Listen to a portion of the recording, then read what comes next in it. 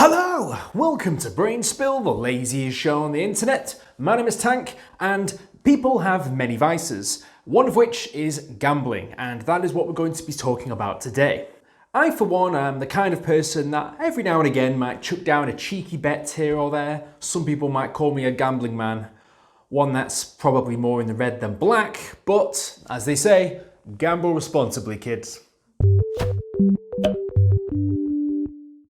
Today we're going to be talking about a man that, for some strange reason, decided to bet everything he owned. How much did he bet? Why did he do it? Did he win? We are going to be discussing all of these things today, and I will be sure to let you know the answer to every single one of those. I just want to preface this video and say that although we're going to be having a laugh over this, just how absurd it is, I'm certainly not glorifying this sort of behaviour, and by all means, gambling your life savings is a stupid idea and you should probably not do that. So yeah, let's just jump into the video. Right, so let's begin.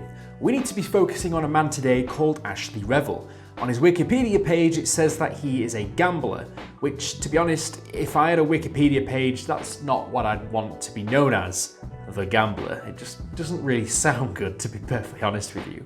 But that is what he's known for, mainly because of what happened in today's story. He took the incredibly brave or incredibly stupid decision, whichever way you want to look at it, to essentially sell all of his possessions, literally everything he owned, and decided to put all the money down on a single spin of a roulette wheel. Now, you'd imagine that this is something which not many people have ever done before, because the risk is so high and the spin, regardless of which way it goes, is a life-changing event, and with that much money on the line, you best be damn sure you're gonna win. I mean, for me, I normally quake in my boots when I put down a 20p bet on one of those electronic roulette wheels, but this guy is putting down thousands of pounds. If I'm sat there with anxiety over the fact that a 20p bet might not come through, just imagine what this man was thinking when he went for his spin. But we'll get there. Before we get there, we need to discuss how on earth he even came up with this idea in the first place. And like all good ideas, it started in the pub. Ashley Revell was in the pub chatting with his mates about the thrills he'd had with gambling in the past.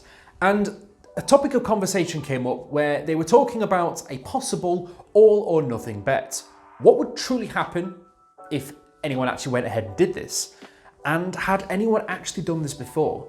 Doing such a thing raised both the reward and risk at the same time, and at the end of a single spin, you could be either doubling your life savings or living on the streets in a cardboard box. I really want to put that bet on and just get the rush and see how I'm going to feel and how I'm going to handle it, and if I lose, how I'm going to handle that. Now, this isn't as simple as just rocking up to your local casino and throwing down a bet as big as your life savings. A lot of tables in casinos have maximum bets, which means that you can only put a certain amount down for each roulette spin. The maximum bet on a table, I imagine, is probably to make sure that the casinos can't frisk everybody for everything they own. But probably the bigger reason behind this is to ensure that if someone was to make a bet like this and win, the casino aren't obliged to pay out hundreds of thousands of pounds for a single roulette spin. So, the first thing Ashley Revell had to do was to find a casino that would be willing to honour his bet and take it on, knowing full well that this would be his life savings he'd be putting on the line. So, not only would the casino be aware of this and be willing to pay up if he won, but at the same time, they also had to be fully aware and in the knowledge that they'd be taking someone's life savings if in fact he lost the spin, which is a pretty big thing to agree to. I mean, you'd think that casinos would have some morals at the end of the day. This raises many questions, and after some time, Ashley Revell was able to eventually find a casino that would honour the bet. With the help of Sky, who televised the event, they managed to agree to have the spin at the Plaza Casino in Vegas for Ashley Revell to bet away his life savings. I have literally no idea why you would agree to have this televised. I mean, it's a lot of pressure already, but to have this on TV and have even more people potentially watch you lose everything you own, it's pretty crazy. With the date and location finally set, he got to work starting to liquidate his assets, including pretty much everything he owned, even his own clothes to make sure that he could raise as much money as possible. Anything that he couldn't sell initially was eventually sold off at a car boot sale to ensure that he owned absolutely nothing apart from the clothes on his back. So what was his plan here? How was he going to win this? He effectively decided that he was going to put a bet down on a red or black spin of a roulette wheel, which is largely 50-50. Not quite, but just under a 50-50 chance, which effectively means that the house, the casino he was playing at, would always have the edge. So he was fighting a losing battle here. Statistically, the odds were against him, and he was either in the position where he was going to double his money or lose absolutely everything. His decision to do this was a little bit more well thought out than you might think, mainly because he was 32 years of age, he had no children, no other dependents, no partner. Because he was single, he really had nothing to lose. He decided that this would be the best time in his life to take such a risk, and really, if he did lose, he'd only have himself to worry about, or if he won, he could get to honeys either way. In the end, once he'd liquidated literally everything he owned, he managed to raise about $135,300, which equals about £76,840. Ashley Revell turned up to the casino with his rented tuxedo that he was wearing. He decided to do a few practice spins just to warm himself up before he did the real deal. Bear in mind, this was all on live television, so he must be sweating buckets at this point. I know I would. He said that he decided to do a few low-stakes spins beforehand just to calm his nerves. And when I say calm his nerves, I mean make sure that you don't cack yourself that you're about to gamble away your life savings, you know. Before making the bets, the casino did double check with him to be absolutely sure that he was fully aware of what he was about to do and that he was happy to proceed. He, of course, said yes. He'd come this far already. It was all down to luck, and down to the spin of one single roulette wheel.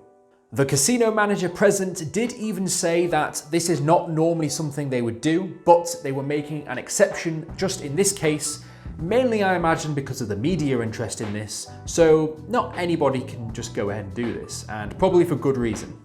This was the end product of a conversation that he'd had in a pub to find out what it would be like to gamble away your life savings. Well, he was about to find out because he'd put his bet down on red, and the wheel started to spin. During an interview with CNN, he commented on how he felt when he did this, and said the following. "I was just pleading that I'd picked it and that it would come in red. Before I actually walked up to the wheel, I was thinking about putting it on black. And then suddenly the guy was spinning the ball around and all the Sky viewers said that they'd voted and that I should put it on red. So I decided to just put it all on red. But I was just pleading that it would come in and I'd get lucky this time. What I was really worried about was that I'd lose and my parents would be upset and my family would. You know, all my friends would be upset." They do say that with these sorts of things, you should probably trust your gut. However, if he had done this in this case, this story could have ended very differently. However, he decided to go with red, and once the wheel stopped spinning, the ball had landed firmly on number 7. A red number. He won! The man that gambled everything he owned, literally everything, he managed to win a once-in-a-lifetime bet, doubling his money and walking away with an absolute ton more money than he had before.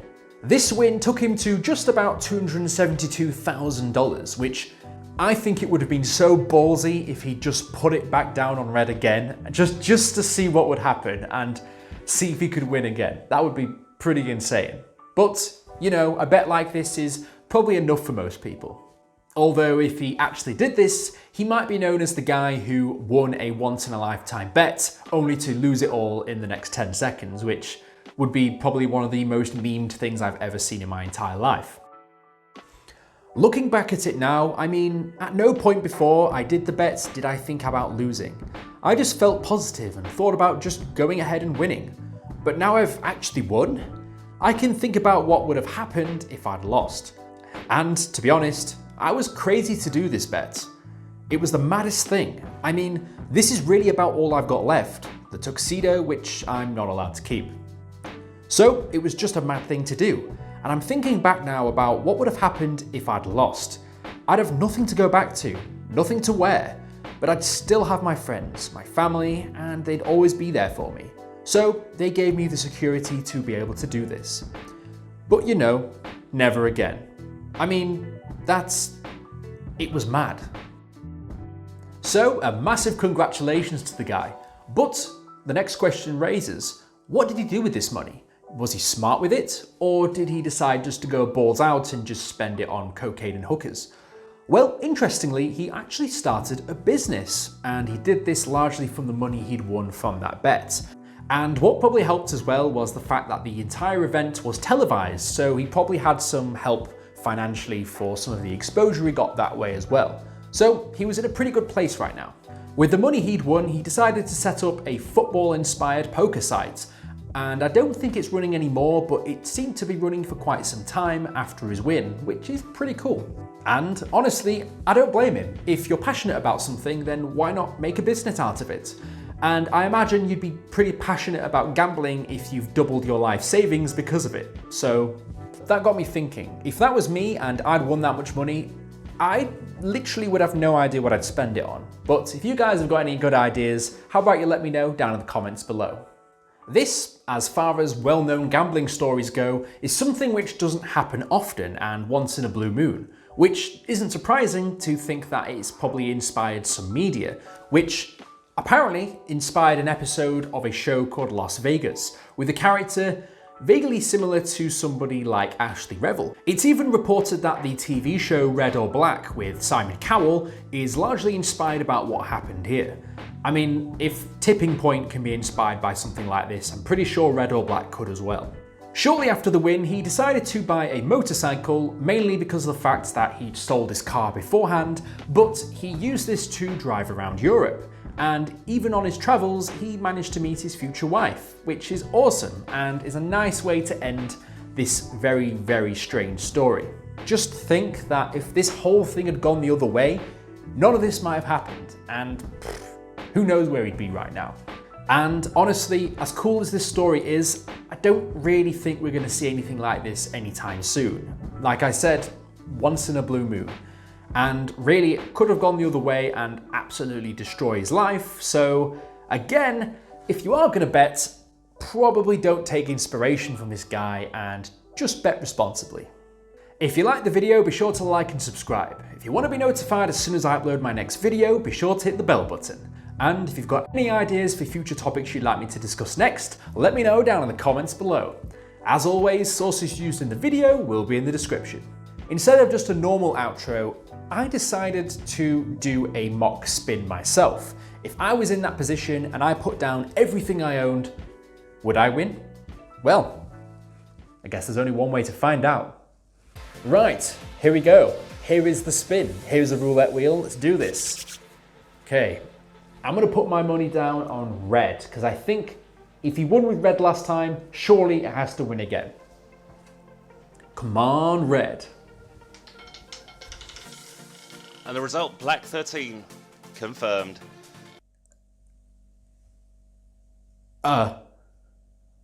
Well, let's just be glad that it wasn't me that was in that casino.